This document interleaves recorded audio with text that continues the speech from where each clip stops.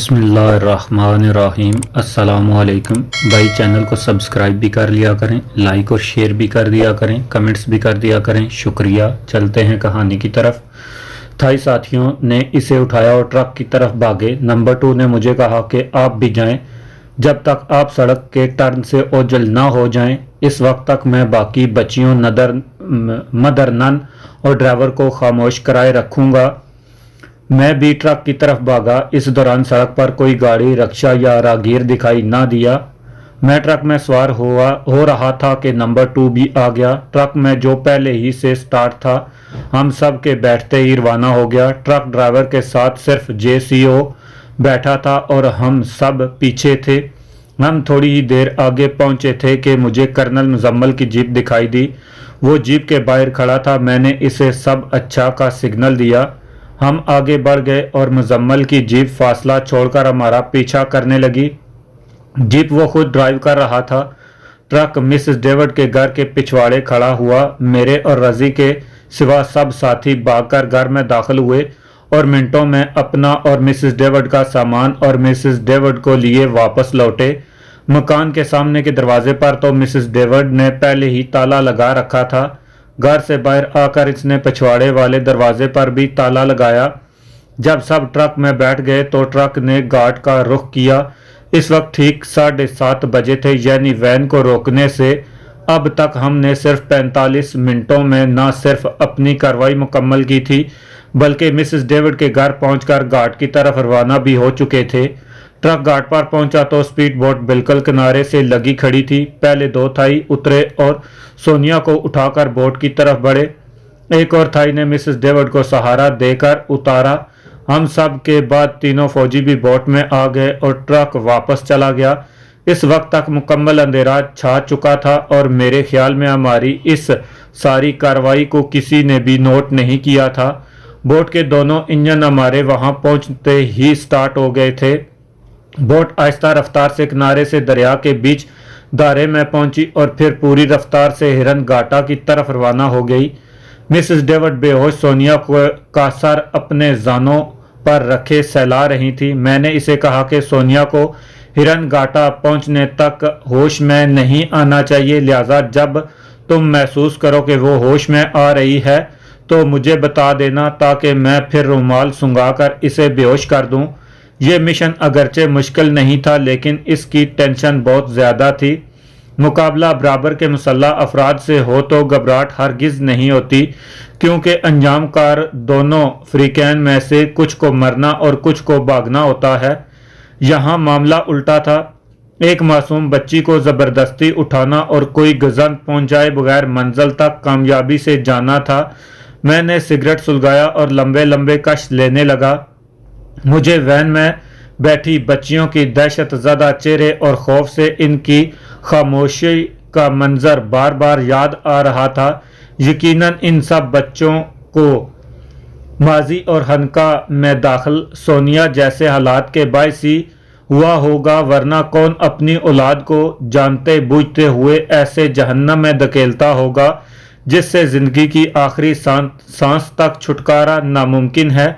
ऐसे तमाम नन राहिबा का बचपन माँ बाप के ममता और शफकत के बगैर इस दम घुटने वाले माहौल में जवानी पादरियों की हवस का शिकार बनते हुए और बुढ़ापा बीमारी में मौत की आरजू में गुजरता होगा। हिरन घाटा तक सफ़र के दौरान मेरा सारा वक्त सोनिया, कैसर, इसके साथियों के मुतल्लक सोचते और सिगरेट फूंकते गुजरा। तकरीबन आधा सफ़र तय हुआ तो मिसेस डेविड ने मुझे बताया कि सोनिया ने एक बार हाथ हिलाया और एक लम्हे के लिए आंखें खोली हैं। वो होश में आ रही थी। मैंने बादल न ख्वास्ता इसे फिर से बेहोश करने के लिए रुमाल पर थोड़ा सा क्लोरोफॉर्म छिड़क कर इसकी नाक पर लगाया। बेहोशी के दौरान तो इसे कुछ भी इल्म नहीं था कि इसे कहाँ ले जाया जा रहा है। मैं तो इस वक्त से डर रहा था जब इसे स्टीमर पर होश आएगा और वो जब खुद को अजनबी जगह पर अजनबी लोगों के दरमियान गिरा हुआ पाएगी और जब इसके नन्हे से दिमाग में इसे वैन से अगवा करने का मंजर उभरेगा और पैदाइश से अगवा तक के माहौल और तरबियत के खिलाफ माहौल मिलेगा। क्या इसके का नन्हा सा दिमाग इस तब्दीली के माहौल को के बोझ को बर्दाश्त कर सकेगा? मैंने तो इसे खनका के कैद खाने से भी बदतर माहौल से निकालकर आज़ाद फिजा में लाने और एक माँ की ममता के जज्बे की तस्कीन की खातर इतना खतरनाक कदम उठाया था, जिसमें नाकाम होने की सूरत में न सिर्फ मैं बल्कि मेरे साथी कर्नल मुजम्मल और तीनों फौजी भी बहुत बड़ी मुसीबत में गिरफ्तार हो सकते थे। लेकिन सोनिया की तरबियत के मुताबिक खनका का माहौल इसके आज़ाद और जहां इसे ले जाया जा रहा था वो कैद खाना था। क्या वो इसे इतनी बड़ी तब्दीली को बर्दाश्त भी कर सकेगी या नहीं? मैं इन्हीं सोचों में गुम था कि मेरे साथ बैठे हुए JCO ने कहा कि हम हिरन घाटा पहुंचने के करीब हैं और दूर खुले समंदर में जिस जहाज की टिमटमाती रोशनियां दिखाई दे रही हैं वो स्टीमर की हैं। दरिया में तो हमारी बोट बड़ी तेजी से रवां दवा चल रही थी, लेकिन खुले समंदर में इसकी रफ्तार में भी कमी आ गई और वो डगमगाने लगी। समंदर के बाद अंदर जाकर गहराई की वजह से समंदर की लहरें बहुत कम हो जाती हैं, लेकिन साहिल के करीबी हिस्से में इन लहरों का जोशो खरोश कम गहराई के बायस बहुत बढ़ जाता है। तकरीबन आधा घंटा इन लहरों से लड़ती और ऊपर नीचे होती हमारी बोट बिला आखिर स्टीमर से जा लगी। स्टीमर वालों ने भी हमारी बोट की अकलौती लाइट को देख लिया था और वो हमारे इंतजार में ही थे। उन्होंने बोट के इंजन बंद होते ही रस्सी की बनी कई सीढ़ियां लटका दी। राजी ने माहौल को मल्लाहों को कहा कि एक बेहोश साथी भी है, ऊपर लाना है। ये सुनकर उन्होंने 2 मजबूत रस्सों का बंधा हुआ एक तख्ता नीचे उतारा। मैं इस तख्ते पर बैठ गया और 2 थाइयों ने सोनिया को उठाकर मेरी गोद में डाल दिया और मिसेस डेविड भी तख्ते पर चढ़ आई। साथियों ने मल्लाहों को इशारा किया, जिन्होंने तख्ते को ऊपर खींचना शुरू किया।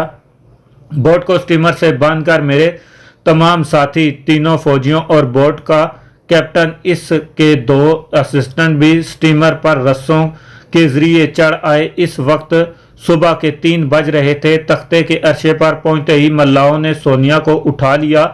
स्टीमर का कप्तान भी वहीं मौजूद था। मैंने इसे कहा कि सोनिया, मिसेस डेविड और मुझे रानी के पास जाना है और वो मेरे साथियों के आराम करने और हम सब के खाने का फौरी बंदोबस्त करे।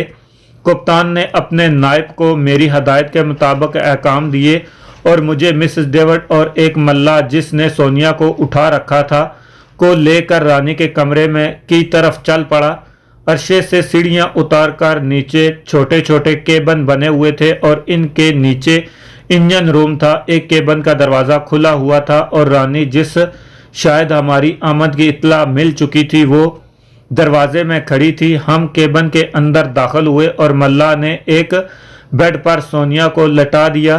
केबिन में 2 बंकर बेड थे, यानी ऊपर तले 4 अफराद के सोने की जगह थी। मैंने रानी को कहा, लीजिए आपकी बेटी सोनिया रोज़ैन को ले आया हूँ। इसके बाजू पर निशान को देखिए, इसे पहचानिए और अपनी ममता की तस्कीन के अलावा अपनी मोहब्बत से इसके जहन में खानका के माहौल को निकाले। मैंने अपना फ़र्ज़ पूरा कर दिया है, अब आगे आपकी बारी है। इसके जहन पर सिर्फ खानका का माहौल छाया हुआ है। आपको इसे आज़ाद दुनिया से रोशनास कराने और अपना बनाने में खासी जद्दोजहद करना पड़ेगी। मिसेस डेविड से रानी का तारफ़ करवाते हुए मैंने सोनिया को लाने में इसकी मदद का मुख्तसर अल्फाज में जिक्र करते हुए कहा, सोनिया सिर्फ मिसेस डेविड को ही पहचानती है। ये हमारे साथ ही पाकिस्तान जाएंगी और सोनिया को बहलाने और समझाने में आपकी बहुत मावनत करेंगी। रानी का सोनिया का सर अपनी गोद में रख कर बैठ गई। बेटी से मिलने की ख्वाहिश इससे बर्दाश्त नहीं हो रही थी। इसकी आंखों से आंसुओं की जड़ी बहने लगी। वो बार बार सोनिया के माथे और गालों को चूमती और मुझे तशक्कर आमेज निगाहों से देखती। मैंने रानी को बताया कि हमने सोनिया को उठाते वक्त इसको चीखने, चिल्लाने और जदोजहद से बाज रखने के लिए बेहोश कर दिया था और क्लोरोफॉर्म का असर ख़त्म होते ही वो होश में आ जाएगी। थोड़ी देर में ही मेरे और मिसेस डेविड के लिए आमलेट, टोस्ट और चाय आ गई। कैप्टन के नायब ने मुझे बताया कि मेरे हमरा आने वाले तमाम लोगों के लिए मछली और चावल तैयार किए जा रहे हैं। मैंने नायब को कहा कि मुझे ठीक 11 बजे उठा दे और कैप्टन को कहे कि मैं 11:30 बजे इससे मिलना चाहता हूँ। बादशाह मुल्क का और जहाज़ का कप्तान जहाज़ का बादशाह होता है और जहाज़ पर इसका कहा हुआ हर लफ्ज़ आखिरी होता है। इस स्टीमर के कप्तान को मालकान असवानी की तरफ से ऐसी हदायत दी गई थी कि वो मुझसे बिल्कुल मुलाजम और मालक की तरह पेश आ रहा था। मैंने सोने के लिए ऊपर के एक बर्थ पर चला गया और मिसेस डेविड और रानी नीचे के बर्तों पर रहीं। मेरा इरादा था कि 11 बजे तक सोकर ताज़ा दम हो जाऊंगा, क्योंकि अभी तक मेरा काम अधूरा था। मुझे कैसर तक पहुंचने और साथियों को छुड़वाना था। मैं गहरी नींद में था कि केबिन में शोरगुल की आवाज़ से मेरी नींद टूट गई।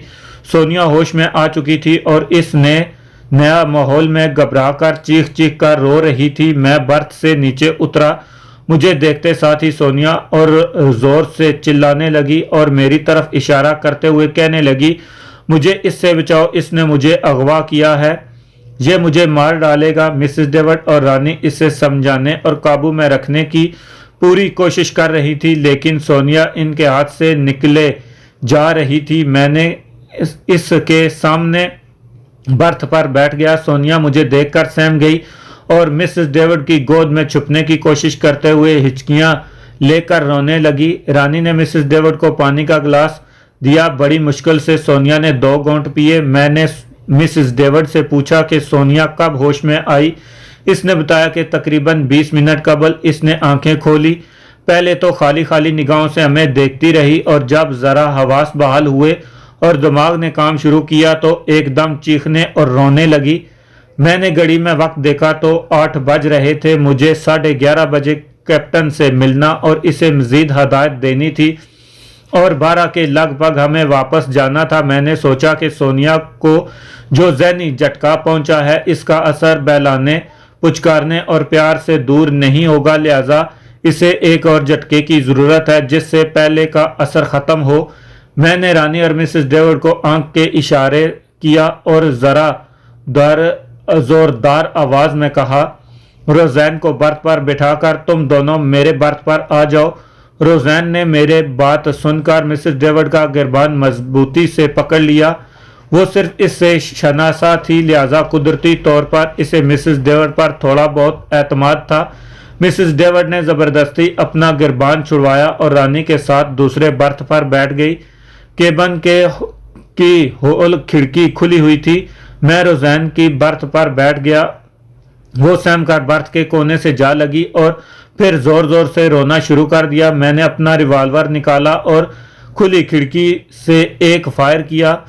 छोटे से केबिन में गोली चलने की आवाज़ 2 चंद हो गई और सारा केबिन लरज उठा। गोली रोज़ैन के सर के ऊपर से गुजरी थी। मैंने रोज़ैन को कहा, अगर अब तुमने रोना बंद ना किया और मेरी बात गौर से ना सुनी तो दूसरी गोली तुम्हारे सर पर मारूंगा। रोज़ैन खौफ से दहशत ज़दा होकर फौरन खामोश हो गई। मैंने मिसेस डेविड को कहा कि रोज़ैन को पूरा गिलास पानी पिलाए। क्लोरोफॉर्म के असर और मुसलसल रोने से रोज़ैन को पानी की ज़रूरत थी। पानी पीने के बाद रोज़ैन सहमी सहमी नज़रों से मुझे देखने लगी। मैं नरम लहजे में रोज़ैन को मुखातब करते हुए बोला, रोज़ैन, तुम्हारे होश संभालने से पहले ही एक धोखेबाज तुम्हें खानका में छोड़ गया था। खानका वालों ने तुम्हें और तो बहुत कुछ सिखाया होगा, लेकिन मुझे यकीन है कि उन्होंने तुम्हें ना तो माँ बाप की मोहब्बत और शफकत के बारे में कुछ बताया होगा और ना ही तुम्हें ये मालूम होने दिया होगा कि तुम खानका में कैसे पहुंची। कोई भी जानदार बगैर माँ बाप के दुनिया में नहीं आ सकता। जिस तरह मैं तुम्हें वैन से उठाकर यहाँ तक लाया हूँ, वैसे ही एक धोखेबाज ने तुम्हारी माँ से तुम्हें इस वक्त छीन कर खानका में दाखिल करवाया दिया जब तुम सिर्फ 15 दिन की थी। इस वक्त से आज तक तुम्हारी माँ का एक एक पल तुम्हारी याद में बेकरारी और तुमसे बिछड़ने के गम और तुम्हें पालने की आरजू में गुजरा है। तुम्हारी माँ तुम्हारे सामने बैठी है। इसकी तुमसे बिछड़ने की बेकरारी के बायस हमने खतरा मोल लेकर तुम्हें वैन से उठाया और यहाँ तुम्हारी माँ के पास ले आए। तुम्हारी माँ तुम्हारे सामने बैठी है। इसकी तुमसे बिछड़ने की बेकरारी के सबब हमने खतरा मोल लेकर तुम्हें वैन से उठाया और यहाँ तुम्हारी माँ के पास ले आए। मिसेस डेविड को तुम जानती हो, वो तुम्हें बताएंगी कि मेरा एक एक लफ्ज सच्चा है और तुम्हें तुम्हारी माँ के पास लाने में हमें कितनी दुश्वारियों से गुजरना पड़ा।